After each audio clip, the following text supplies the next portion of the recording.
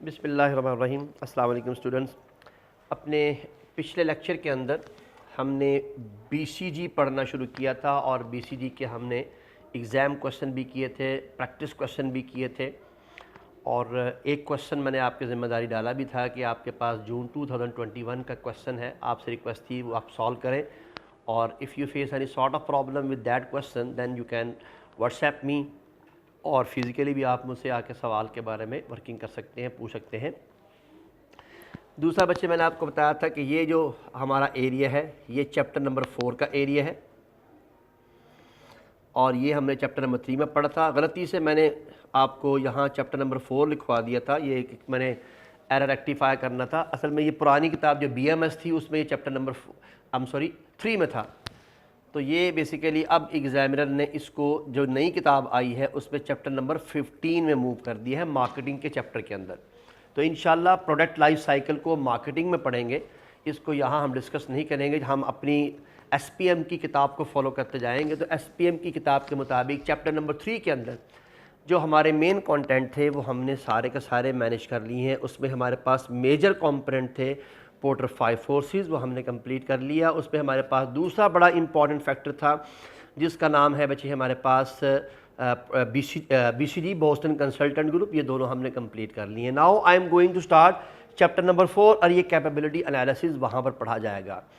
तो हमारा external analysis complete हो चुका था, हमने इंटरनल एनालिसिस शुरू किए हुए थे और इंटरनल एनालिसिस में सबसे पहला टॉपिक जो हमने कवर किया है that's name is BCG Boston consultant group, जो हमारे पिछले लेक्चर का पार्ट था।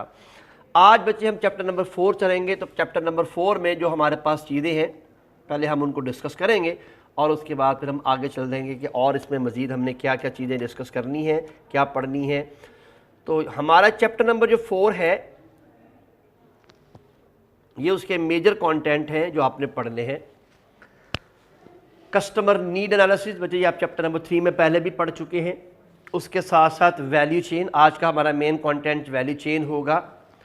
फिर बेंचमार्किंग देखेंगे, फिर इंशाल्लाह रिसोर्स और कॉम्पिटेंसी क्या होती हैं और आखिर में रिसोर्स इवैल्यूएशन देखेंगे।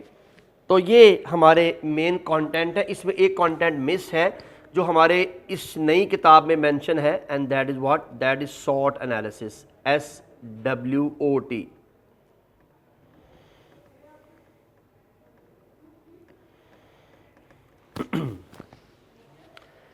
तो ये इस चैप्टर के 1, 2, 3, 4, 5 और 6 कंटेंट हैं, जिनमें से ये 5 कंटेंट तो बहुत ही इंपॉर्टेंट है। लेकिन अगर इनमें से भी मैं प्रायोरिटी की बात करूं तो फर्स्ट प्रायोरिटी एग्जामिनर देता है SWOT एनालिसिस को, जो बहुत मतलब एग्जाम में आ चुका है। उसके बाद दूसरे लेवल के ऊपर ये और ये दोनों के दोनों ये दूसरी प्रायोरिटी पे कंसीडर किए जाते हैं। दूसरी से मुराद ये है कि अगर एग्जामिनर इस चैप्टर में से इस टॉपिक को कंसीडर ना करे तो फिर वैल्यू चेन या रिसोर्स या कॉम्पिटेंसी के एरिया को डिस्कस करता है। तीसरे दर्जे में वो बेंचमार्किंग को लेता है या रिसोर्स इवैल्यूएशन को लेता है। तो ये इस तरह से यूँ समझ लीजिए कि मैं कैटेगराइज कर सकता हूँ इस चैप्टर के अंदर 3 अहम इंपॉर्टेंट टॉपिक्स को, जिनमें से एक टॉपिक आपके पास जो सबसे पहला टॉपिक जिस पे एग्जामिनर का सबसे ज़्यादा फोकस होता है इस चैप्टर में वो SWOT एनालिसिस के ऊपर होता है। फाइन। तो ये बेसिकली पिछले जो आपकी BMS की बुक थी उस BMS में SWOT का SW चैप्टर 3 में था और OT चैप्टर 3 में था और SW चैप्टर 4 में था। लेकिन इस मतलब जो SPM की बुक आई है उसमें उन्होंने इसको कंबाइन किया है और कंबाइन करने के बाद पूरा का पूरा SWOT का SW और OT कंबाइन करके चैप्टर 4 में जो है वो डिस्कस किया। तो इंशाल्लाह हम चैप्टर 4 को लेकर चलेंगे, चूँकि हम चल रहे हैं चैप्टर वाइज वर्किंग कर रहे हैं, हम चैप्टर वाइज जो है स्टडी कर रहे हैं। सबसे पहले बच्चे फिर भी एक छोटा सा रिव्यू ले लेते हैं कि हमारे पास कस्टमर नीड से क्या मुराद है। बच्चे हमें मालूम है कस्टमर की नीड मुख्तलिफ हो सकती है और कोई कस्टमर प्राइस के ऊपर खेलता है, कोई कस्टमर क्वालिटी पे खेलता है, कोई कस्टमर प्लेस को देखता है जहां उसके लिए पहुंचना आसान है, कोई कस्टमर प्रोडक्ट की टाइप्स पे जाता है कि उसे किस तरह की प्रोडक्ट चाहिए। तो हर कस्टमर अपने अपने अंदाज से अपनी थिंकिंग डेवलप करता है और उसी की बुनियाद पर हम कस्टमर्स को कैटेगराइज भी करते हैं। So the market approach is identify market customer need and provide better product or services to customer as compared to competitor। ये हमारी मार्केट अप्रोच होती है और हमारे कस्टमर या क्वालिटी या प्राइस या ब्रांड या एक्सेसिबिलिटी जहां उसके लिए जाना आना आसान होता है या वारंटी एंड मेंटेनेंस पे फैसला करते हैं कि कौन सी प्रोडक्ट ज़्यादा वारंटी वाली है, कौन सी प्रोडक्ट कम वारंटी वाली है, किसकी मेंटेनेंस आसानी से मिलती है, किसकी मेंटेनेंस फ्री मिलती है। तो ये हर कस्टमर एक अलग अलग सोच के साथ चीज़ को बाय करता है और यही सारी कस्टमर की नीड है। एंड अवेलेबिलिटी और and price of the spare parts, के उसको स्पेयर पार्ट जिसकी आसानी से मिलते हैं। जैसे आप जानते होंगे पाकिस्तान में जब शुरू में जापानी गाड़ियां आई तो इनके स्पेयर पार्ट अवेलेबल नहीं थे, तो उस शुरू में इनकी sale as compare to local product यानी लोकल कार की बहुत ज़्यादा नहीं थी। लेकिन जैसे ही एक बड़ी रेवोल्यूशन आई और एक जमे गफ़ीर जो है वो स्पेयर पार्ट्स का मार्केट में अवेलेबल होना शुरू हो गया, तो उसके बाद आप देखिए यही प्रोडक्ट जो है वो टिकटों की तरह बिकना शुरू होगी और लोकल मार्केट को बहुत ज़्यादा नुकसान पहुंचाया। तो ये याद रखिएगा कि इंडस्ट्री के अंदर जब भी कोई नई प्रोडक्ट आती है तो प्रोडक्ट के साथ साथ कस्टमर की नीड को देखा जाता है, कस्टमर चाहता क्या है। तो जो जिस तरह की कस्टमर की नीड होती है उसी तरह आप तमाम की तमाम चीज़ों को एनालाइज करते हैं या परफॉर्म करते हैं। So awareness of the product and distribution channel, यानी प्रोडक्ट के बारे में कुछ कस्टमर को बहुत ज़्यादा मालूमात होती है, वो ज़्यादा बाय होती हैं, कुछ के बारे में मालूमात नहीं होती, वो कम बाय होती हैं। तो ये सारी की सारी different kind of customer need है। और डिस्ट्रीब्यूशन चैनल से मुराद है कि वो प्रोडक्ट कस्टमर को कहाँ कहाँ अवेलेबल है और किस किस जगह से। जैसे ऑनलाइन भी एक चैनल होता है, ऑफलाइन भी एक चैनल है। ऑनलाइन में फिर आप जो है बेसिकली किसी सॉफ्टवेयर के थ्रू बाय कर रहे हैं या वेबसाइट पर जाके बाय कर रहे हैं। तो बहुत सारे मेथड्स हैं जो कि हम डिस्कस किया करते हैं। अब चलते हैं बच्चे कंसेप्ट की तरफ जो कि हम पहले भी डिस्कस कर चुके हैं, और वो है कस्टमर की कैटेगरीज का। बड़े एक होता है कंज्यूमर, कंज्यूमर उसे कहते हैं जो एंड यूजर होता है, जो उस प्रोडक्ट को कंज्यूम करता है। फॉर एग्जांपल मैं इस मार्कर को इस्तेमाल कर रहा हूं तो मैं कंज्यूमर हूं चूंकि मैं इस प्रोडक्ट को बाकायदा कंज्यूम कर रहा हूं। लेकिन एक होता है कस्टमर। बच्चे याद रखिएगा ये वाली कहानी उस सूरत में आप जाएंगे जब एग्जामिनर बाकायदा आपसे इनकी तफरीक पूछेगा, वरना सब कस्टमर हैं आपकी नज़र में। तो कस्टमर जो है वो कमर्शियल यूज़र यानी जो उस प्रोडक्ट को ख़रीद कर आगे फिर बेचता है उसे कहते हैं कस्टमर। और तीसरी होती है गवर्नमेंट बॉडीज़ जो कि अपने इदारों के लिए वो प्रोडक्ट बाय करती हैं। तो ये तीनों का डिफरेंस जो है आपने याद रखना है कि ये तीन मुख्तलिफ तरह की आपकी जो है वो कस्टमर कहलाते हैं, यानी कंज्यूमर, कस्टमर एंड गवर्नमेंट। और अगेन मैंने क्या रिक्वेस्ट की है कि आपने एग्ज़ाम में जब तक एग्जामिनर आपसे डिफ्रेंशिएशन ना पूछ ले, आपसे कहे एक्सप्लेन करें कस्टमर की कैटेगरीज को 2 नंबर 3 नंबर का सवाल, तो फिर आपको कैटेगराइज करने की ज़रूरत है, वरना otherwise there is no difference, आप हर एक को कस्टमर कह सकते हैं। तो आइए बच्चे अपने असल काम की तरफ चलते हैं। आज का हमारा मेन टॉपिक है वैल्यू चेन। हम वैल्यू चेन को पढ़ने जा रहे हैं, बहुत इंपॉर्टेंट कॉन्सेप्ट है। और ये तो आपको मालूम है कि क्वेश्चन सारे अप्लाइड होते हैं और अप्लाइड होने की वजह से आपको इसे हर ऑर्गेनाइजेशन पर अलग अलग अप्लाई करना होता है। एक ही मॉडल है, एक ही थ्योरी है, लेकिन हर जगह पर उसका आंसर मुख्तलिफ है। जैसे आपने लास्ट टाइम पोर्टर 5 फोर्स का सवाल भी सॉल्व किया, पेस्टल का सवाल भी सॉल्व किया, पोर्टर डायमंड मॉडल का सवाल सॉल्व किया, बीसीडी का सवाल सॉल्व किया। तो आपने देखा हर मरतबा हर कंपनी के डाटा के मुताबिक उसका आंसर मुख्तलिफ है। किसी एक की प्रोडक्ट 1 डॉग है तो किसी दूसरी कंपनी की प्रोडक्ट 1 जो है वो मुमकिन है स्टार हो या कैश काउ है या क्वेश्चन मार्क है। तो ये तमाम की तमाम चीज़ें हमारे गिवन डाटा पे भी डिपेंड करती हैं। तो हम पहले थ्योरी को समझेंगे और समझने के बाद फिर इंशाल्लाह हम इस पर एक प्रैक्टिकल क्वेश्चन सॉल्व करेंगे कि किस तरह से इसको अप्लाई किया जाता है। मेरे वैल्यू चेन जो है ये बेसिकली आपका एक ऐसा टूल है, एक ऐसा मेथड है जिसका बेसिक ऑब्जेक्टिव है कंपैटिटिव एज। अगर मैं आपसे ये पूछूं कि व्हाट इज वैल्यू चेन, तो आप एक जुमले में मुझे बता सकते हैं कि a value chain is a model in which the organization can get competitive advantage, या a value chain is a method through which an organization can get competitive advantage। वो competitive advantage कैसे लिया जाएगा ये हम इस मॉडल के तहत समझेंगे कि ये मॉडल हमें क्या क्या मालूमात देता है। और अगेन इसके सवाल भी आपके पास 2 तरह के हैं, जैसे कि आपको पहले से बताया जा चुका है कि वैल्यू चेन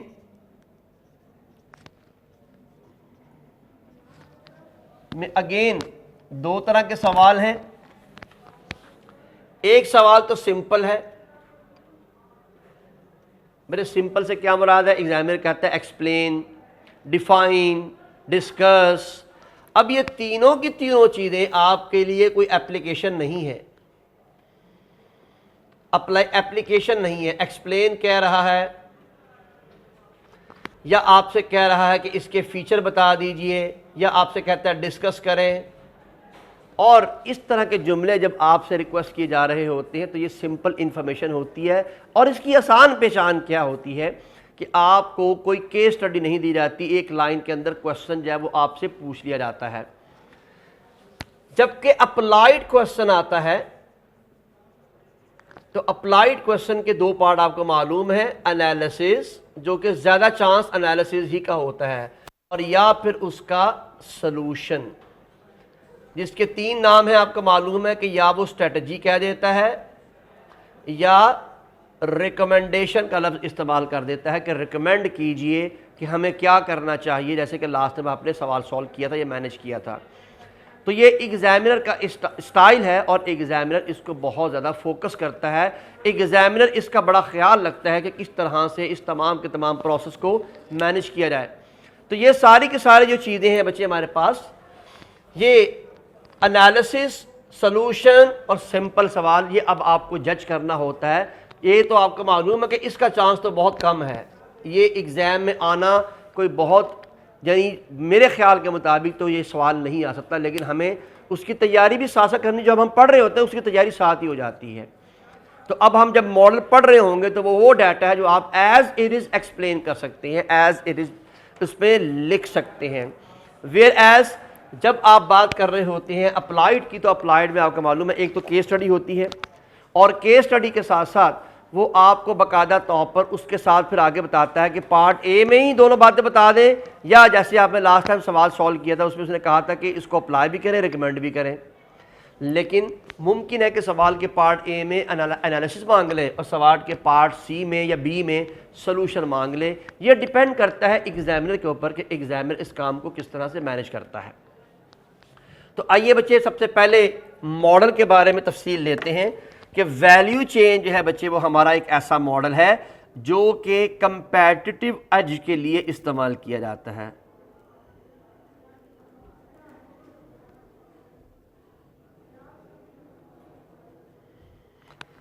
और ये कंपैटिटिव एज किस तरह से मिलता है, कैसे होता है, इंशाल्लाह इसको भी देखते हैं। सबसे पहले और सबसे इम्पॉर्टेंट चीज़ें जो यहाँ पर आपसे डिस्कस की जा रही हैं, पहले हम वो देखेंगे।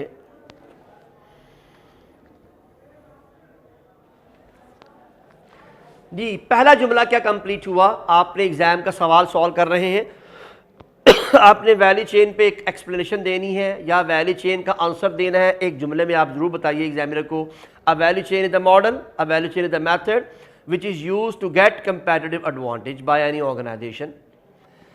आप फिर उसके बाद उसी पैराग्राफ में या अगले पैराग्राफ में एक और बात बताएंगे, it's a combination of two kind of activities. यानी जुमले का पहला पार्ट बताया है बच्चे मैंने कि वैल्यू चेन एक मॉडल है, एक मेथड है जिसका मकसद कंपैटिटिव एडवांटेज हासिल करना है। दूसरा जुमला या उसी पैराग्राफ में दूसरा सेंटेंस आप क्या बताने जा रहे हैं, और आप चाहें तो ये पैराग्राफ अलग से भी लिख सकते हैं, और वो है it's a combination of two different kind of activities. पहली एक्टिविटी को आप प्राइमरी एक्टिविटी कहते हैं,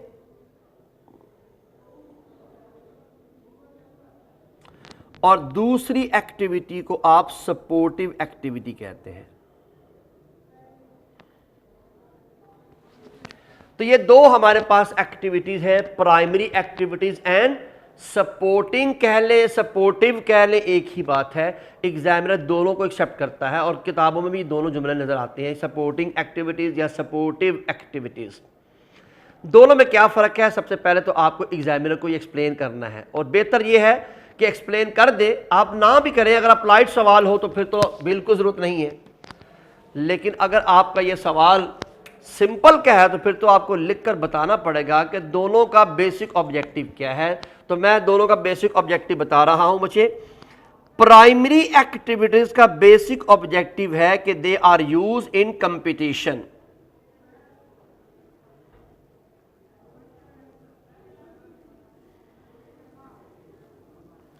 डायरेक्टली इनका मकसद क्या होता है? कंपटीशन, यानी primary activities are use in competition directly, यानी जहां आपने कंपेटिटर को कंपीट करना है, कंपीट करने वाली जो आपकी एक्टिविटीज होती हैं उन्हें प्राइमरी एक्टिविटीज कहते हैं। जबकि सपोर्टिंग एक्टिविटीज वो एक्टिविटीज होती हैं जो प्राइमरी एक्टिविटीज की इफेक्टिवनेस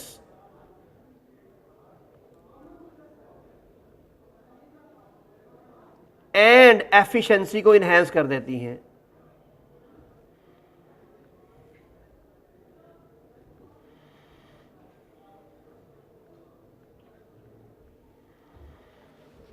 जी, अब बच्चे मैंने क्या एक्सप्लेन किया, आप चूंकि अगर ये वाला सवाल सॉल्व कर रहे हैं सिंपल का, तो फिर तो आपको ये बात एक्सप्लेन करनी पड़ेगी। अब primary activities are use in competition whereas supporting activities are use to enhance effectiveness and efficiency of the primary activities. तो आपने प्राइमरी एक्टिविटीज की इफेक्टिवनेस को और एफिशिएंसी को बढ़ाना है, उसके लिए सपोर्टिंग एक्टिविटीज इस्तेमाल की जाती हैं। ये आपको एक्सप्लेन करना पड़ेगा जब आप सिंपल सवाल सॉल्व कर रहे होंगे, वरना प्रैक्टिकल अगर आप लाइट सवाल सॉल्व कर रहे होते हैं तो फिर तो एग्जाम में आपको शायद इसको एक्सप्लेन करने की जरूरत नहीं है। हाँ, एक जुमले में आगाज आपका वहां से होना चाहिए, a model which is use to use for competitive advantage, to get competitive advantage. अब चलते हैं बच्चे प्राइमरी एक्टिविटीज और सपोर्टिव एक्टिविटीज के नामों की तरफ, इंशाल्लाह फिर इनके पढ़ते हैं काम। पर ये जो प्राइमरी एक्टिविटीज होती हैं उसमें सबसे पहली एक्टिविटी का नाम है इनबाउंड लॉजिस्टिक।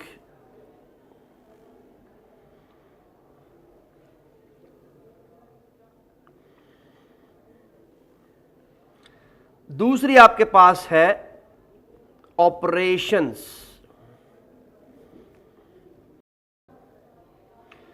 तीसरी आपके पास है आउटबाउंड लॉजिस्टिक्स,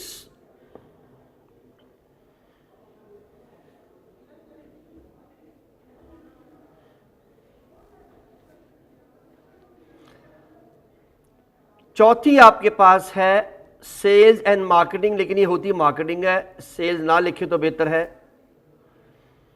और पांचवी आपके पास होती है सर्विसेज। पर मोस्टली एग्जाम में सवाल इन्हीं 5 एक्टिविटीज पर आता है, आपकी इनबाउंड लॉजिस्टिक पे, ऑपरेशन पे, आउटबाउंड पे, मार्केटिंग पे, सर्विसेज पे।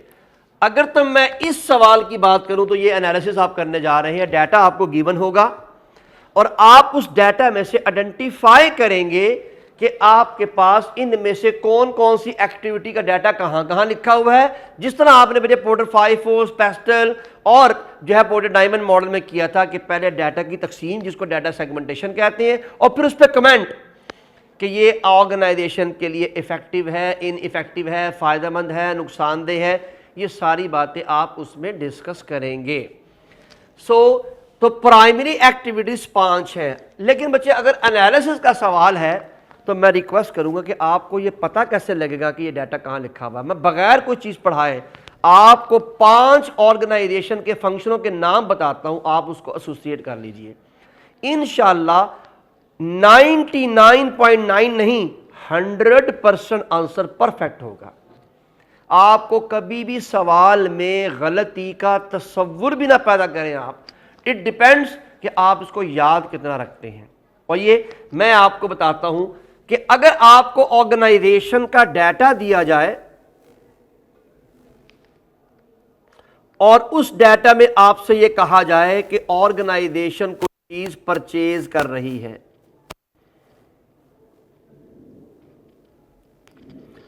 तो याद रखिएगा वो इनबाउंड का डाटा होगा।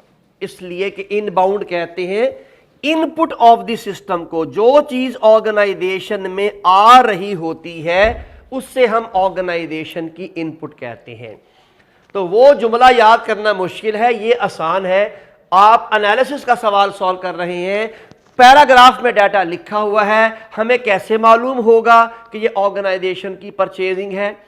तो हमें ये ऑर्गेनाइजेशन की इनबाउंड है। तो जहां ऑर्गेनाइजेशन परचेज कर रही हो, परचेजिंग से क्या मुराद है बच्चे आप जानते हैं, अगर तो मैन्युफैक्चरिंग कंपनी है तो रॉ मटेरियल परचेज कर रही होगी, और अगर ट्रेडिंग कंपनी होगी तो फिर आपको मालूम है कि वो बाकायदा तौर पर ट्रेडिंग कंपनी की वजह से वो फिनिश गुड बाय कर रही होगी।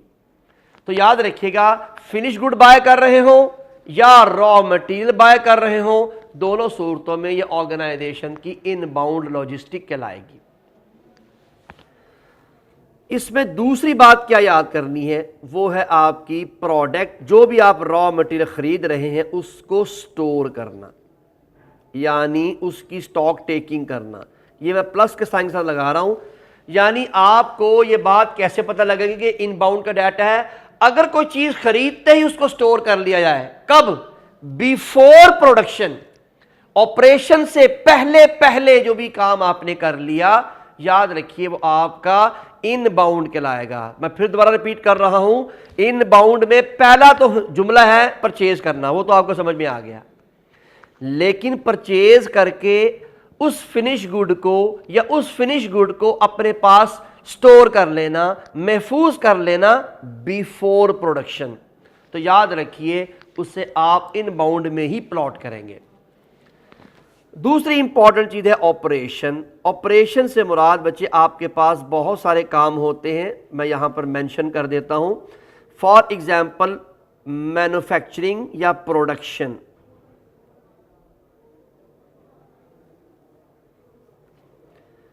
किसी प्रोडक्ट को फिर टेस्ट करना या उस प्रोडक्ट की क्वालिटी को अश्योर करना, और अगेन यहां भी स्टोर आएगा बच्चे। वो कैसे?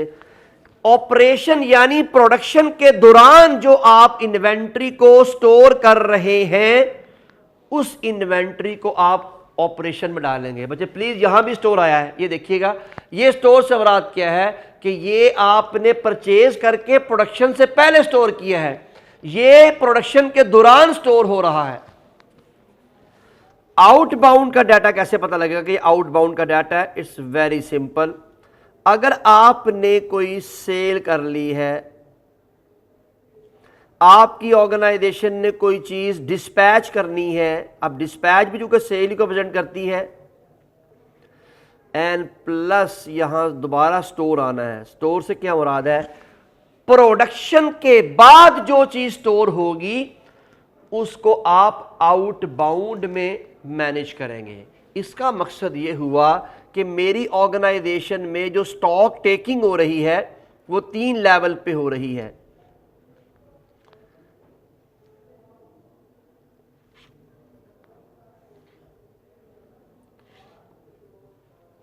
Before production, during the production and after the production. तीनों में जो मेन काम है उसका ताल्लुक ऑपरेशन के साथ है।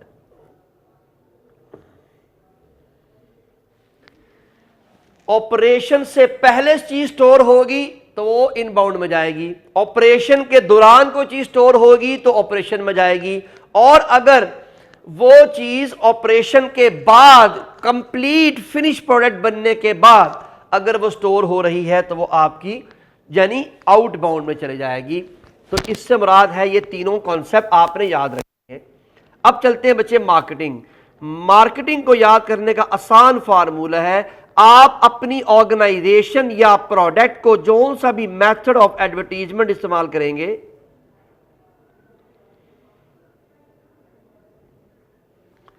जो भी मेथड ऑफ एडवर्टीजमेंट आप इस्तेमाल करेंगे उसे मार्केटिंग करेंगे। बच्चे वो कैसे? आपने अखबार के थ्रू एडवर्टीजमेंट दी, आपने फॉर एग्जाम्पल अपने न्यूज़पेपर के थ्रू दे दी, आपने टेलीविजन के थ्रू दे दी, आपने टेलीविजन के साथ साथ वेबसाइट पर भी दे दी, आपने हैंडबिल के थ्रू दे दी, बिल बोर्ड पर लगा दी, अपने क्या नाम कहते हैं सोशल मीडिया के थ्रू, किसी भी तरीके से आपने जो भी अपनी एडवर्टीजमेंट इस्तेमाल की है अपनी प्रोडक्ट के लिए, याद रखिएगा उसे मार्केटिंग में लेके आएंगे आप।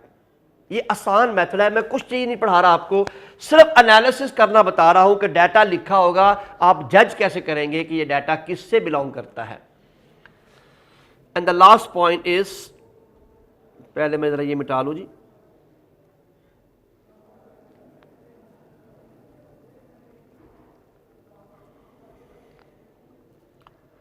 Now the last point, services. मेरे सर्विसेज का ताल्लुक है आफ्टर सेल के साथ। इसको आप आफ्टर सेल सर्विसेज भी कह सकते हैं, यानी आप अपने कस्टमर को चीज बेचने के बाद जो सर्विसेज दे देते हैं, यानी वो आपका कस्टमर बन चुका है, अब जो आप उसको सर्विसेज दे रहे हैं उससे सर्विसेज में डाल दिया जाएगा, इसलिए हमने इसको आफ्टर सेल कहा है।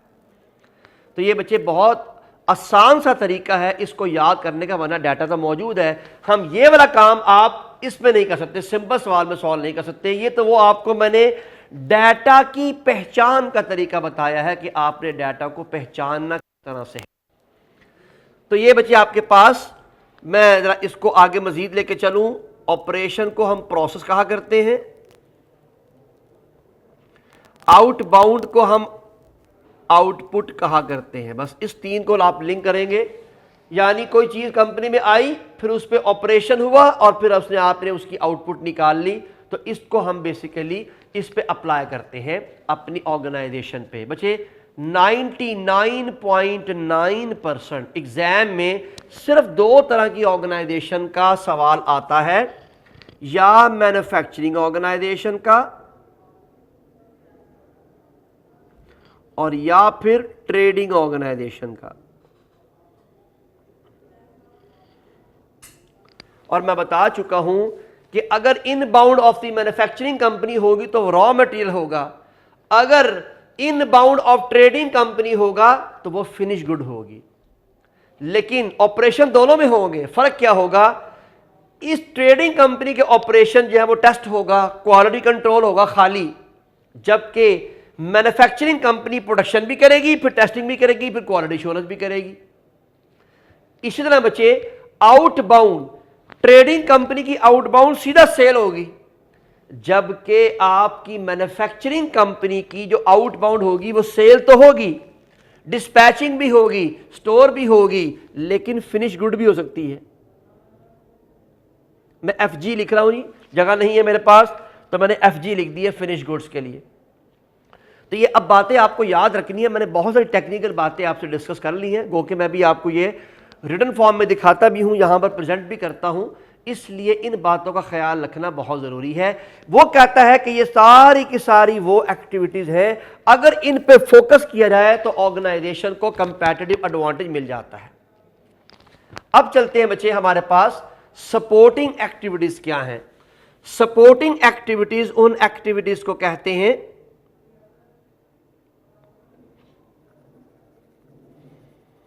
जो हमारी प्राइमरी एक्टिविटीज की इफेक्टिवनेस और एफिशिएंसी को बढ़ा देती हैं।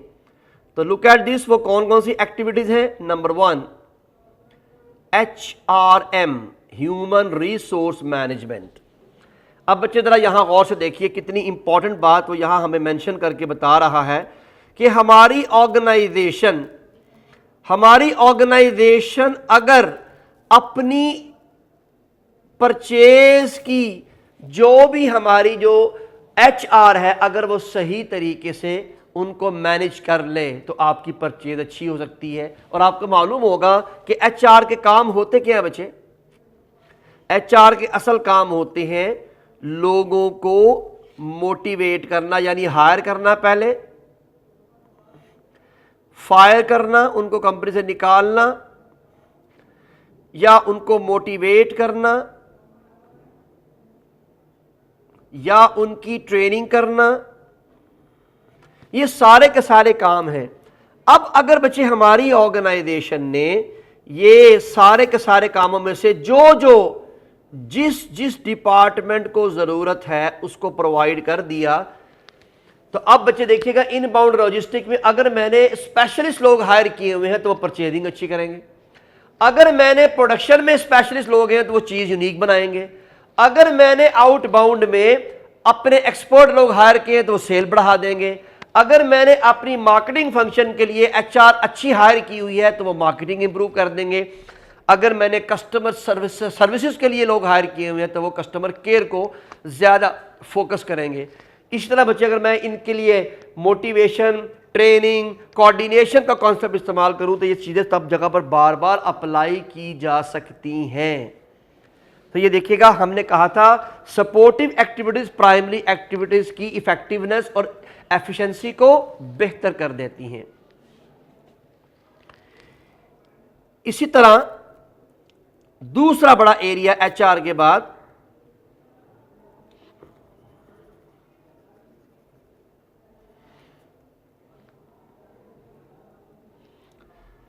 दूसरा बड़ा एरिया आपके पास that is what, that is technology.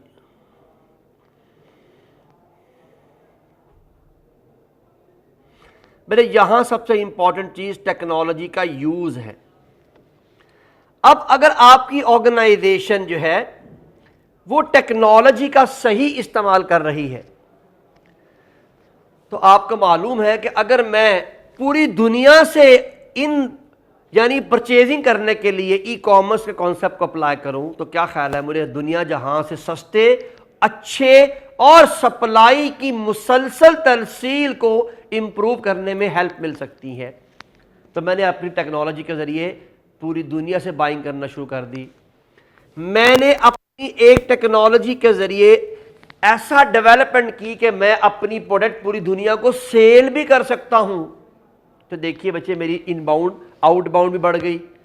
मैंने ऐसी टेक्नोलॉजी खरीदी है जिसके जरिए मैं यूनिक प्रोडक्ट डिजाइन कर सकता हूं, मैं अपनी कॉस्ट कटिंग कर सकता हूं। तो मैं ऑपरेशन के अंदर एक बड़ा रोल प्ले करवा सकता हूं उस टेक्नोलॉजी के थ्रू। मैं अपनी टेक्नोलॉजी के थ्रू पूरी दुनिया में अपनी एडवर्टीजमेंट कर सकता हूं। वेबसाइट इसकी सबसे बड़ी मिसाल है। और मैं अपनी वेबसाइट के थ्रू या अपने कस्टमर के तमाम सवालों का जवाब दे सकता हूं कि आपने इसकी इंस्टॉलेशन कैसे करनी है, अगर इसमें कोई एरर आ गया है तो एरर को रिमूव कैसे करना है, अगर इसमें कोई मेंटेनेंस करवाने वाली है तो मेंटेनेंस के स्पेयर पार्ट कहां से अवेलेबल होंगे। तो देखिए, मैं टेक्नोलॉजी के सही इस्तेमाल से अपने सारे मसलों को हल कर सकता हूं। मैं ये नहीं कह रहा सारे मसले आएंगे, मैं तो हर एक की मिसाल दे रहा हूं कि जहां जहां आपको गलतियां नजर आएंगी, और आपको मालूम है कि एनालिसिस के अंदर आपने दो बड़े काम करने होते हैं कि वेदर जब आप एनालिसिस करते हैं तो पहला काम तो आपने डाटा की तकसीम करनी होती है, दूसरा काम कमेंट्स देने होते हैं। और कमेंट पॉजिटिव भी हो सकते हैं और नेगेटिव भी। तो जब नेगेटिव कॉन्सेप्ट कंटेंट आएंगे तो आप बताएंगे ना कि टेक्नोलॉजी के जरिए इसका सोल्यूशन ऐसे निकाला जा सकता है। तो इसलिए एग्जाम के अंदर सवाल इस पे आता है, जब सोल्यूशन निकाल रहे होते हैं तो सोल्यूशन के वक्त आप सपोर्टिंग एक्टिविटीज को इस्तेमाल कर रहे होते हैं। Third point, that is procurement.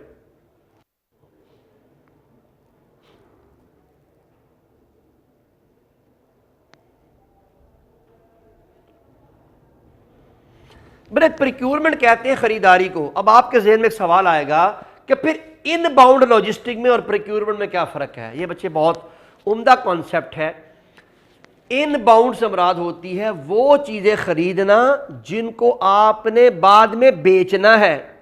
The things are bought for resale purpose या सेल पर्पस, वो इनबाउंड में जाती हैं।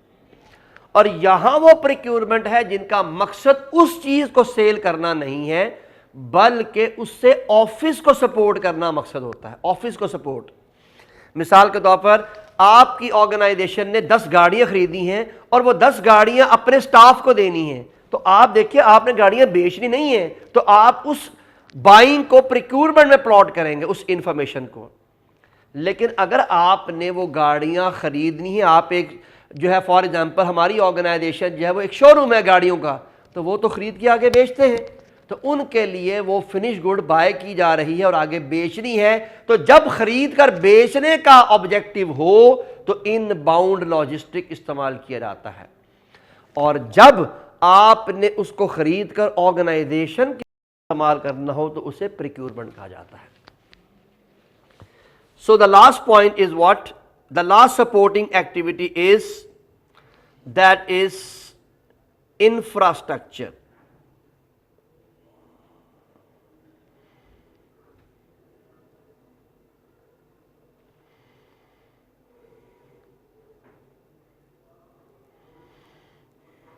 अब बच्चे हमारे पास इंफ्रास्ट्रक्चर जो है, यहां पर बिल्डिंग का नाम इंफ्रास्ट्रक्चर नहीं है, असल में ये मैनेजमेंट स्टाइल है कि आपकी ऑर्गेनाइजेशन का मैनेजमेंट स्टाइल क्या है।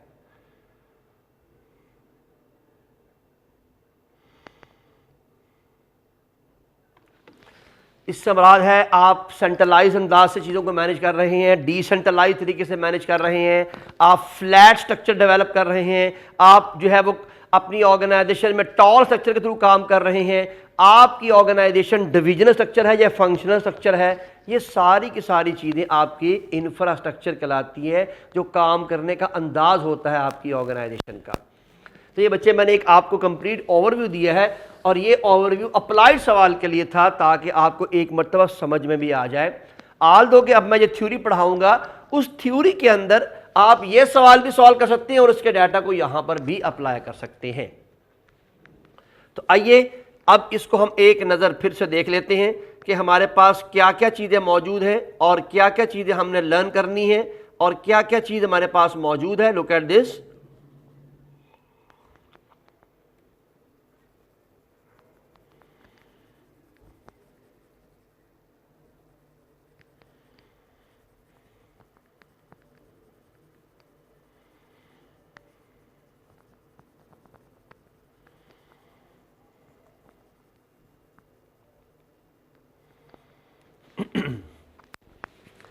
जी बच्चे, हमने आगाज लिया था वैल्यू चेन क्या है।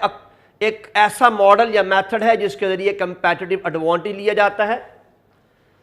इसकी दो एक्टिविटीज होती हैं, primary and supporting. Primary activity competition के लिए इस्तेमाल होती है, सपोर्टिंग एक्टिविटी प्राइमरी एक्टिविटी की इफेक्टिवनेस और एफिशिएंसी को इनहेंस करती हैं। प्राइमरी एक्टिविटी 5 होती हैं, inbound logistic, operation, outbound logistic, marketing and services. ये हमारा परचेज फंक्शन होता है, ये हमारा मैन्युफैक्चरिंग, प्रोडक्शन या क्वालिटी कंट्रोल या क्वालिटी इंश्योरेंस फंक्शन होता है, ये हमारा सेल फंक्शन होता है, ये हमारा एडवर्टीजमेंट फंक्शन होता है और ये हमारा कस्टमर केयर फंक्शन होता है। जबकि सपोर्टिव एक्टिविटीज जो है वो HRM है, ह्यूमन रिसोर्स डेवलपमेंट का काम करती हैं, टेक्नोलॉजी के इस्तेमाल का सही फायदा लेती हैं या ऑर्गेनाइजेशन में सपोर्टिंग के लिए चीज़ें खरीदती हैं और या फिर अपनी ऑर्गेनाइजेशन का मैनेजमेंट स्टाइल डिज़ाइन करती हैं। ये है बेसिकली इसका पूरा का पूरा मॉडल और इसकी थ्योरी। तो आइए अब इसको तफसील से देखते हैं। अपने जहन में एक नया कॉन्सेप्ट आपके लिए बिल्डअप कर रहा हूं और उस कॉन्सेप्ट के पॉइंट ऑफ व्यू से मैं बहुत सारी बातें आपसे शेयर भी करूंगा कि आपको ये एक बात पता होनी चाहिए कि आपके पास इंडस्ट्री में 3 तरह की इंडस्ट्रीज हैं।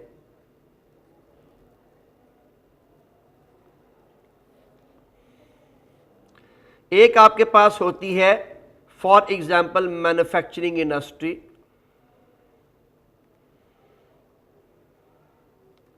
एक आपके पास होती है ट्रेडिंग इंडस्ट्री और एक आपके पास होती है सर्विसेज इंडस्ट्री। बच्चे ये याद रखिएगा कि आपको वैल्यू चेन का सवाल इन 2 कंपनीज पे आता है। वो अलग बात है कि सर्विसेज पे इसको अप्लाई किया जा सकता है, लेकिन एग्जामिनर नॉर्मली सर्विस पे सवाल करता नहीं है। मैं इंशाल्लाह पढ़ाने के दौरान आपको सर्विसेज की एग्जांपल भी पुट करूंगा। जैसे कि मैंने आपसे कहा कि अगर मैं इनबाउंड की बात करूं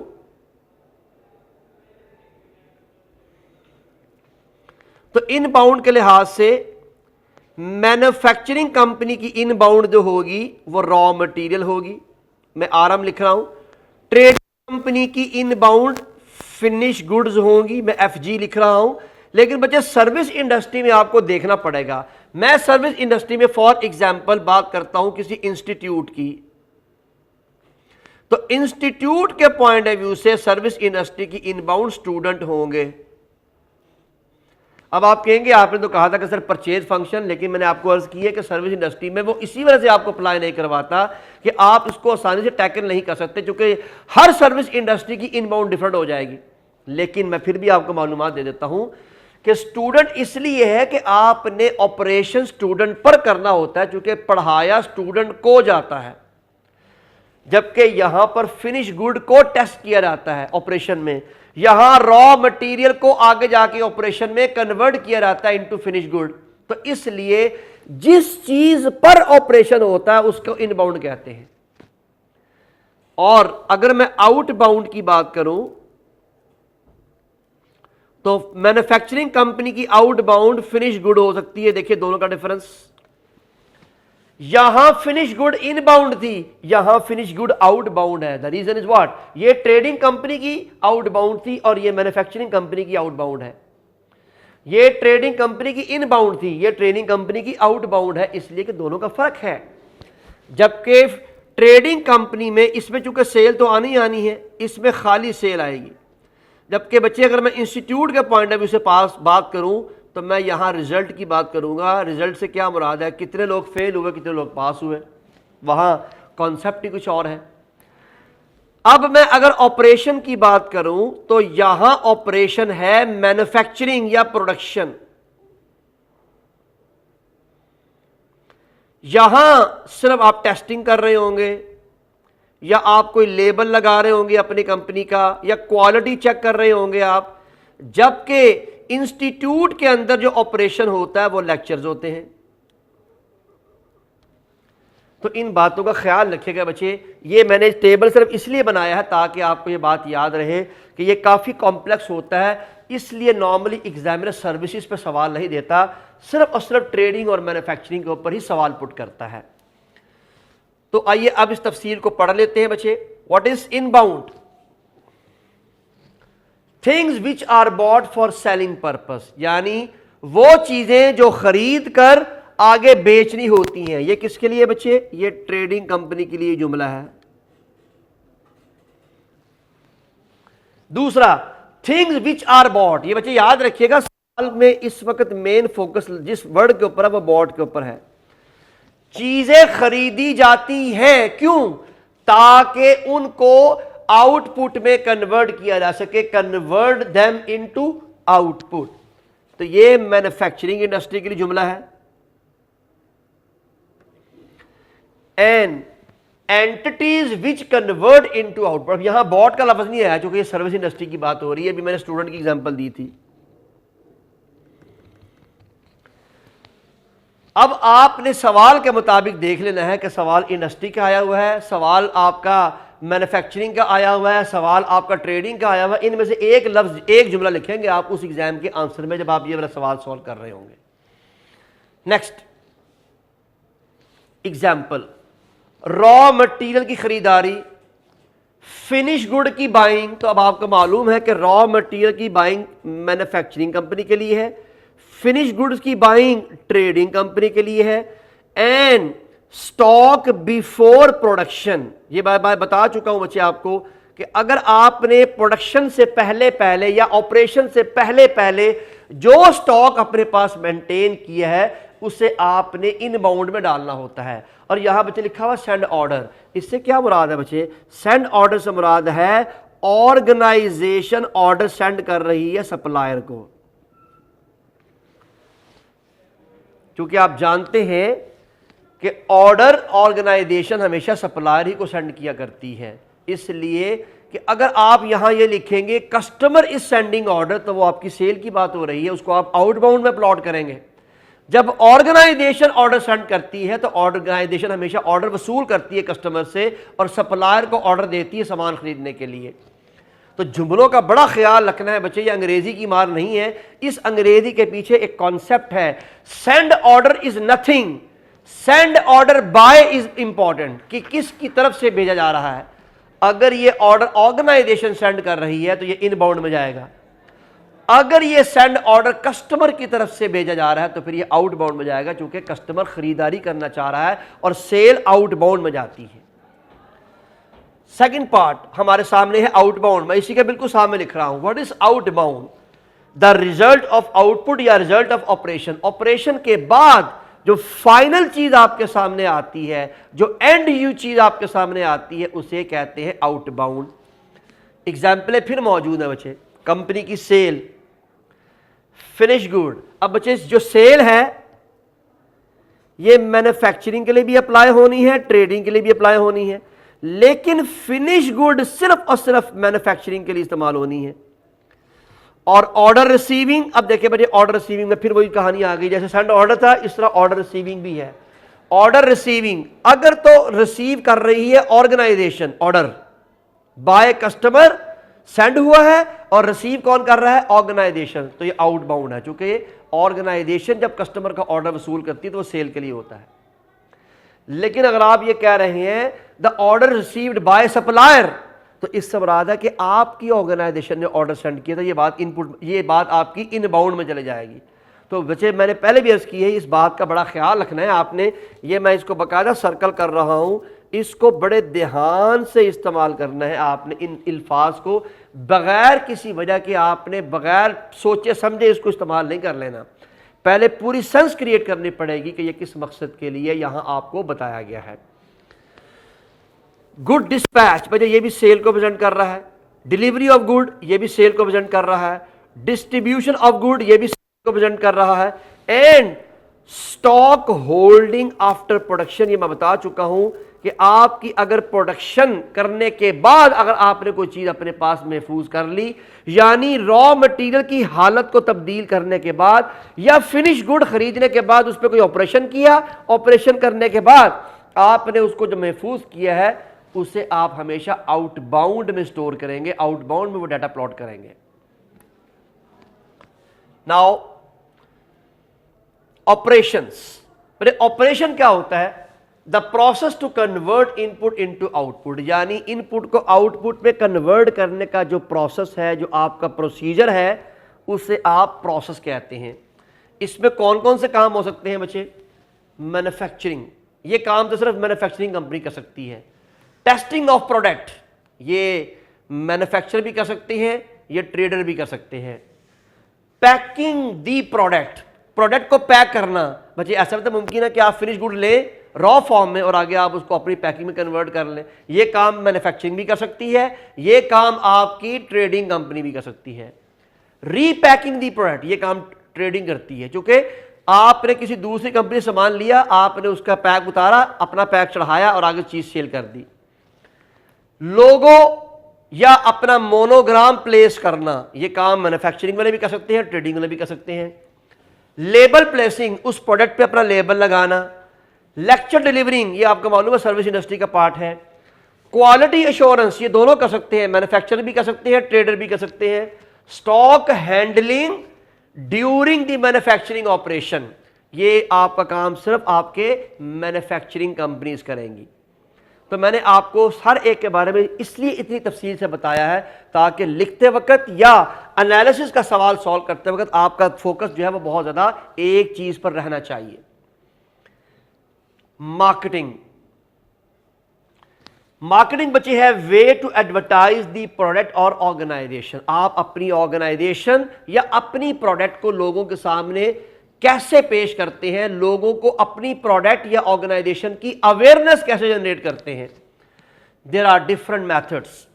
हैंडबिल, जिसको आप ब्रोशर्स कहते हैं या जिसको आप लीफलेट कहते हैं, placards, billboard, newspaper, general magazine, internet यानी website, television, radio, FM and telephone as well. अब तो टेलीफोन के थ्रू भी मार्केटिंग की जा रही है।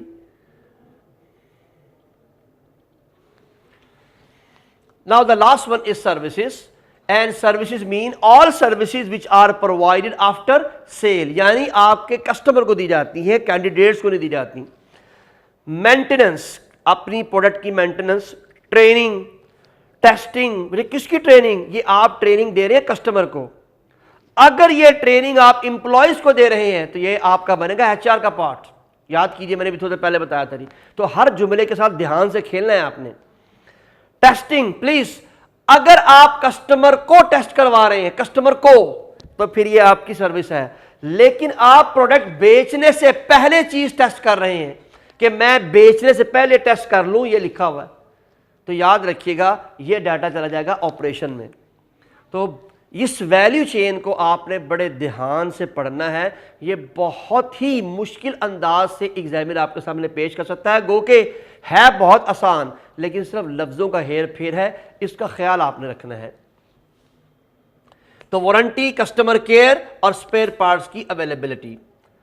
इसी तरह बच्चे हमारे पास वैल्यू चेन के अंदर हमारी जो सपोर्टिंग एक्टिविटीज हैं, जैसे कि मैंने बताया HRM, उसमें क्या काम होता है? सबसे पहले सही बंदा रिक्रूट करना, इसलिए उसका लफ्ज इस्तेमाल हो रहा है secure recruitment, proper training, adequate motivation, better coordination, ये आपने सबको देनी होती है, चाहे वो इनबाउंड से बिलोंग करता हो, चाहे वो आउटबाउंड से बिलोंग करता हो, चाहे ऑपरेशन में परफॉर्म कर रहा हो या मार्केटिंग का आदमी हो। Technology, the best use of technology according to your organization need, जिससे आपकी प्राइमरी एक्टिविटी बेहतर हो सके, जैसे कि इंटरनेट फॉर ई कॉमर्स या लेटेस्ट प्रोडक्शन मशीन। तो लेटेस्ट प्रोडक्शन मशीन आपकी ऑपरेशन में इस्तेमाल हो जाएगी और इंटरनेट फॉर कॉमर्स आपके इनबाउंड और आउटबाउंड दोनों के लिए इस्तेमाल हो सकती है। प्रिक्यूरमेंट, मैंने बताया था कि बच्चे आपकी जनरल बाइंग है जो ऑफिस सपोर्ट के लिए इस्तेमाल होती है, buying car for staff, buying computer for office use and buying vehicle for delivery of goods. तो ये देखिए बच्चे, आप ये चीजें बेच नहीं रहे, जो चीज बेचने के लिए नहीं होती लेकिन खरीदारी की जाती है और उसके ऊपर एक बड़ी कॉस्ट आती है, उसे आप हमेशा प्रिक्यूरमेंट में डाल देते हैं। Now the last one is infrastructure. The what is infrastructure? The organizational chain of command, यानी आप ऑर्गेनाइजेशन में अपना मैनेजमेंट स्टाइल कैसे अडॉप्ट करते हैं, किस तरह वर्किंग करते हैं, इससे हम सारे को हम कहते हैं कि ये ऑर्गेनाइजेशन के हमारे पास जो है वो इंफ्रास्ट्रक्चर कहलाता है जी, जिसमें मैंने एग्जांपल दी थी centralization, decentralization, flat, tall, functional structure, divisional structure. ये सारा का सारा निज़ाम आपका जो है बेसिकली इंफ्रास्ट्रक्चर को प्रेजेंट करता है। ले बच्चे, हमारी थ्योरी तो कंप्लीट हो गई by the grace of almighty Allah. अगर आपको एग्जाम में सिंपल क्वेश्चन आता है तो ये आपके पास मैंने दो, एक ये वाला आपको पढ़ाया, एक इससे पहले मैंने प्राइमरी एक्टिविटीज़ की 2 स्लाइड्स पढ़ाई हैं, ये दोनों काफ़ी हैं, एग्जाम से किताब से तैयार कर लें, चाहे आप जो है वो इन स्लाइडों से तैयार कर लें, बात बराबर है, सिर्फ डाटा मेंशन करना है। लेकिन बच्चे अगर एनालिसिस का सवाल है तो जब तक आपको इसका कॉन्सेप्ट क्लियर नहीं होंगे आप आसानी से इसको अप्लाई नहीं कर सकते। तो आइए एक सवाल सॉल्व करते हैं। उस सवाल में हम बड़ी ही बाआसानी चीज़ों की तकसीम कर सकेंगे कि किस चीज़ को कहाँ पर प्लॉट किया जा सकता है। तो लुक एट दिस, हमारे सामने एक क्वेश्चन मौजूद है, क्वेश्चन नीचे लिखा हुआ है, एनालाइज द प्राइमरी एक्टिविटी। सवाल का पहला पार्ट, इसका मकसद ये हुआ कि मुझे सपोर्टिंग एक्टिविटी की तरफ नहीं जाना। Analyse the primary activity of the value chain for the product range at IL। IL company का नाम है, यानी ऑर्गेनाइजेशन का नाम है। मुझे प्राइमरी एक्टिविटीज ऑफ IL के ऊपर वैल्यू चेन को अप्लाई करना है, ये एग्जामिनर ने मुझे बताया है। और आपको मालूम है कि यहां पर कंपनी तब्दील हो जाएगी तो सारा निज़ाम तब्दील हो जाएगा, चूंकि हर ऑर्गेनाइजेशन की वैल्यू चेन एक जैसी नहीं होगी। तो लुक एट दिस, मैं अंडरलाइन करता रहूंगा, इनबाउंड के लिए आई इस्तेमाल कर लेंगे,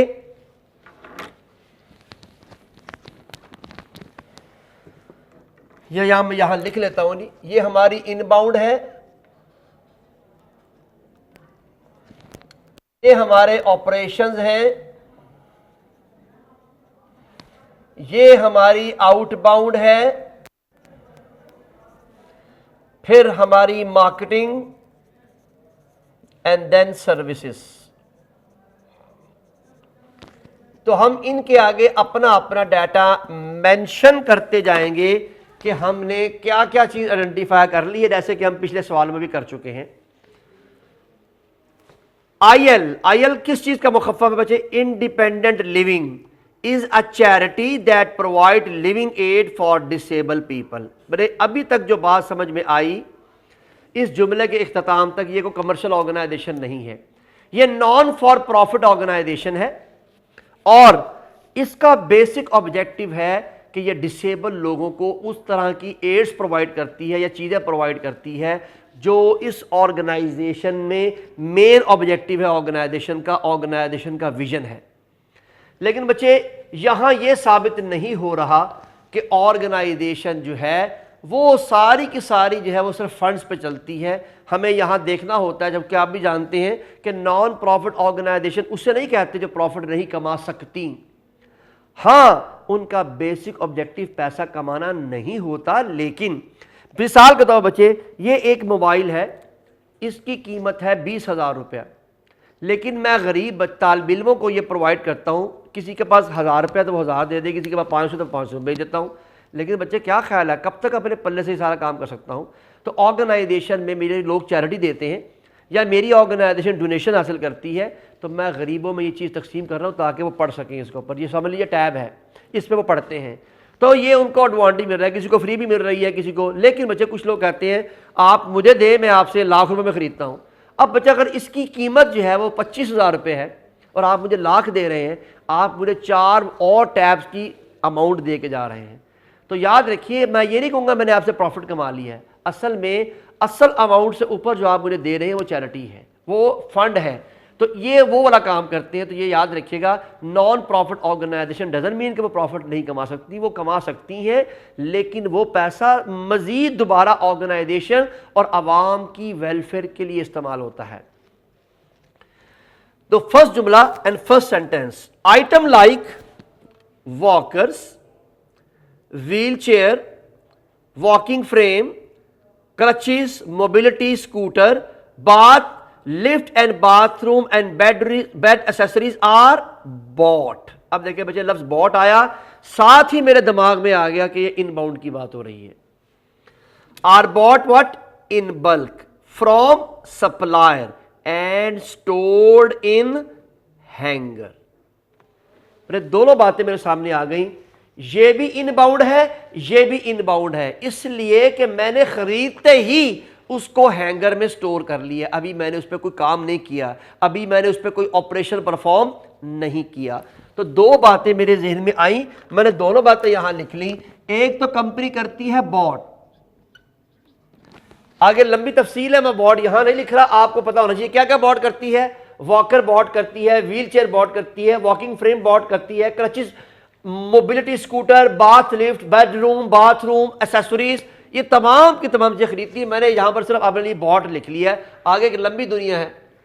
और उसके साथ साथ दूसरा पॉइंट क्या है बच्चे, इनको स्टोर कर लिया जाता है इन हैंगर। ये दोनों बातें मेरी इन बाउंड में आई हैं, क्योंकि अभी इस पे मैंने कोई ऑपरेशन परफॉर्म नहीं किया। दूसरी चीज, when an order is received, बच्चे ऑर्डर वसूल हुआ है, कौन वसूल कर रहा है? Organization. For such a product, इससे मुराद ये हुआ कि ऑर्डर वसूल करने वाली आईएल है, और जब आप ऑर्डर वसूल कर रहे हैं तो वो कस्टमर की तरफ से आया हुआ ऑर्डर है, तो मैंने इमीडिएटली आउट बाउंडर में लिख लिया order receive.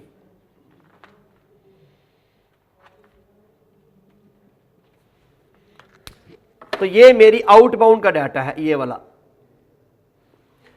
When an order is received for such a product, the product is unpacked and tested। अब देखिए ये ऑपरेशन शुरू हो गया, जैसे ही कस्टमर का ऑर्डर आया तो मैंने चूंकि वो किसी सप्लायर से खरीदी हुई थी, मैंने उसको अनपैक किया, और अनपैक करने के बाद उसको पहले टेस्ट किया। फिर क्या किया? An IL transfer logo is then applied, फिर मैंने उस पर अपनी कंपनी आईएल का मोनोग्राम लगाया। And the product is repacked, फिर मैंने उसको रीपैक भी किया। And in the original packing material with an IL label, उस पर मैंने आईएल का लेबल भी अटैच किया। बच्चे आप प्लीज देखिए कितने ऑपरेशन परफॉर्म किए। Number 1 unpack, number 2 tested, number 3 लोगो लगाया, नंबर 4 रीपैक किया, और नंबर 5 उस पे आईएल का लेबल भी लगाया। ये मैंने 5 ऑपरेशन परफॉर्म किए हैं। मैं यहां लिख रहा हूं बच्चे, सबसे पहले हमने उसको किया अनपैक, फिर हमने अनपैकिंग करने के बाद उसको किया टेस्ट, टेस्ट करने के बाद हमने अपने कंपनी का लोगो लगाया उस प्रोडक्ट के ऊपर, फिर हमने उसको दोबारा रीपैक कर दिया, और रीपैक के ऊपर फिर हमने अपना उस पर बाकायदा तौर पर लेबल भी लगा दिया। अब ये 5 ऑपरेशन परफॉर्म किए, डाटा हमारे सामने बहुत वाज़ेह है, इसमें किसी किस्म की अब कोई एम्बिगुइटी नहीं होनी चाहिए। Now the next is what, it is then dispatch to the customer, आपने इसको कस्टमर को भेज दिया, और आपको मालूम है डिस्पैच करना सेल की बात हो रही है, तो इसको हम ऐड करेंगे आउटबाउंड में। dispatching the product. The customer may purchase product by ringing IL directly or by ordering over their website. Customer हमें ऑर्डर दे सकता है किस किस के थ्रू? Customer may purchase product by ringing IL, हमें फोन कर सकता है IL को डायरेक्टली और ऑर्डरिंग ओवर दी वेबसाइट। इसका मकसद ये हुआ, ये जो ऑर्डर की बात हुई थी, इस ऑर्डर के साथ दो बातें लिखने वाली हैं। Order can be received by ringing या बाय फोन और बाय वेबसाइट। मेरे प्रैक्टिकल लाइफ में जिंदगी भर के लिए याद रखना है इस पेपर के लिए, जब भी लफ्ज वेबसाइट आए, वेबसाइट के हमेशा दो इंपैक्ट होते हैं। अगर तो आप वेबसाइट के थ्रू सामान बेच रहे हैं तो ये आउटबाउंड भी होगी, ये मार्केटिंग भी होगी। वो क्यों बचे? इसलिए कि पहले कोई आपकी वेबसाइट पे आके चीज देखेगा तो खरीदेगा ना। लेकिन आप ये भी मालूम होना चाहिए आपको कि कुछ वेबसाइट सिर्फ प्रोडक्ट दिखाती हैं, बेचती नहीं है।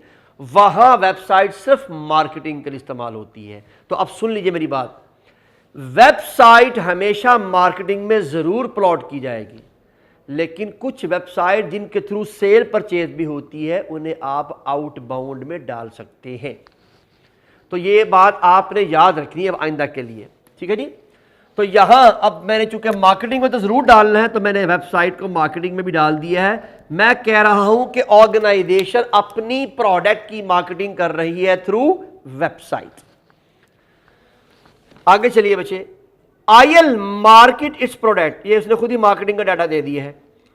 IL market it's product by placing single side promotional leaflet, यानी आपकी जो क्या हम कहते हैं, हमारी जो प्रोडक्ट है IL की जो प्रोडक्ट्स है उनको प्रमोट करने के लिए, मार्केटिंग के लिए जो चीज इस्तेमाल की जा रही है वो सिंगल साइडेड प्रमोशनल लीफलेट, यानी इससे मुराद ये है कि ऑर्गेनाइजेशन ने अपना ब्रोशर बनाया हुआ जो वन साइड इस्तेमाल हो रहा है।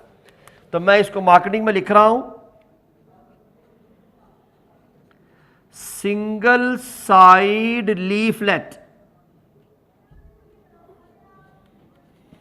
It is single side leaflet है। आगे देखिए बच्चे और क्या हो रहा है, ये कहां आप ब्रोशर को बेचते हैं? In hospitals, doctors, surgeries and local social welfare department. This leaflet provide information about IL, website address and its product. The website provide product information and photo of the product. तो ये बच्चे, ये सारा का सारा पैराग्राफ आपका, ये वाला पूरा पैराग्राफ ये मार्केटिंग का था। आप चाहें तो इसको एज इट इज दोबारा रीराइट कर सकते हैं। बच्चे, इसमें क्या इंफॉर्मेशन नहीं मिली आपको? इसमें सर्विसेज की इंफॉर्मेशन नहीं मिली, और मैं आपको बता चुका हूं कि जो इंफॉर्मेशन आपको नहीं मिलेगी उसके लिए आप जुमला लिखेंगे, information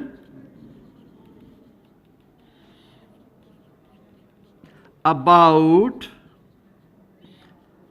services is not clearly mentioned in the case study.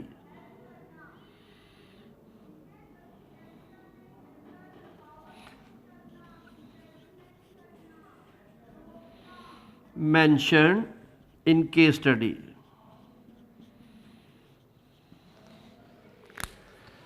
ये एग्जामिनर को बताना बहुत जरूरी है। आइए हम एग्जामिनर का आंसर भी देख लेते हैं।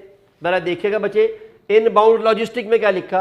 These are activities associated with receiving, storing and disseminating input to the product. Inbound logistic is handled by supplying, manufacturing, products are stored in the warehouse. अब जिसने जुमला बहुत आसान लिखा हुआ, लेकिन हम चाहें तो ये सारी बातें इसमें ऐड कर सकते हैं जो हमने यहां लिखा था कि क्या क्या चीजें खरीदी जाती हैं। Operation, this is concern with transforming input into the final product. This include matching, assembling, testing and packaging. ये explanation है। अब ये उसने case study से link किया। Operation is concerned with the careful opening of packing, the addition of IL transfer logo, the testing of equipment and repacking of the product into the original packing. अब ये उसने बताया, ये वाला data उसने apply किया, ये उसने एक्सप्लेनेशन खुद दे दी है। Outbound logistic, these are activities associated with storing and then physically distributing the product to the buyer। ये उसने एक्सप्लेनेशन दी है, लिंक कैसे किया है। फिनिश गुड्स वेयर हाउसिंग, हमें ये यहाँ कहा था बच्चे, फिनिश गुड को एक जगह स्टोर किया जाता है। Order processing and delivery is consider है, यहाँ ऑर्डर वसूल होता है, ये लिखा हुआ है कि आपने ऑर्डर वसूल किया था नहीं। और उसके साथ साथ to the product need to be stored prior to the delivery, orders are placed by telephone और थ्रू दी वेबसाइट, ये लिखा हुआ है कि आप वेबसाइट के थ्रू और अपनी फोन के थ्रू बाकायदा तौर पर जो है वो अपनी अब चीज सेल कर सकते हैं। What is marketing, these are activity by which customer can learn of the existence of and then purchase the product. It include the advertising, promotion, sales and pricing. At IL, this cover leaflet in hospital and surgeries and website categories या catalog। तो ये आपके पास इसका answer था बच्चे। इसमें एक चीज मैंने नहीं लिखी, आपने याद रखना है कि सर्विसेज का डाटा जरूर मेंशन करना है। तो बच्चे आज का हमारा मेन टॉपिक था सिर्फ और सिर्फ जो है वो इसका वैल्यू चेन का। इंशाल्लाह अपने कल के लेक्चर में हम दोबारा वैल्यू चेन का एक सवाल करेंगे और सवाल करने के साथ साथ इंशाल्लाह फिर अगला टॉपिक भी इसके साथ डिस्कस करेंगे कि आगे हमने मजीद चैप्टर नंबर 4 में और इंटरनल एनालिसिस में कौन कौन से कॉन्सेप्ट या कौन कौन से मॉडल पढ़ने हैं। तो कल तक के लिए इजाज़त दीजिए, अल्लाह हाफिज़।